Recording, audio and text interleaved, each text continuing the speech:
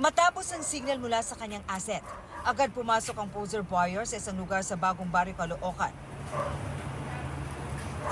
Matapos ang buy bust, sumugod na ang mga otoridad.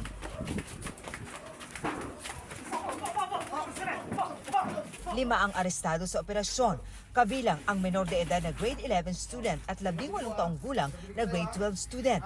Naaktuhan daw ang grupo na nagre-repack ng umunoy shabu. Very alarming talaga kasi estudyante, minor de edad pa. Nakuhanan pa umano ang mga suspect ng marijuana oil na nagkakahalaga ng mahigit 300,000 pesos. Itong mga to, meron na yung mga ready market, kumbaga. Kasi they are into that already, within their circles lang din. So, kasi yan mga yan,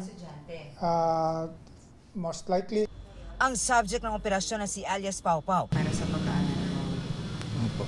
Depensa naman ng iba pang arestado. Gano'n ka nakatagal nagbebenta? Ngayong taon lang po. Ngayong taon lang. Sino nag-recruit sa'yo dito sa Lima? Naano lang po ng wala pong pera po. Minsan nag-repos na konti lang. Hanggang konti lang, di mo sila marami yan. Ang iba naman, sinabing nadamay lang daw sila. Natutulog lang po ako sa bahay ng tito. Damay lang din po. Sinampahan sila ng reklamong paglabag sa Republic Act 9165.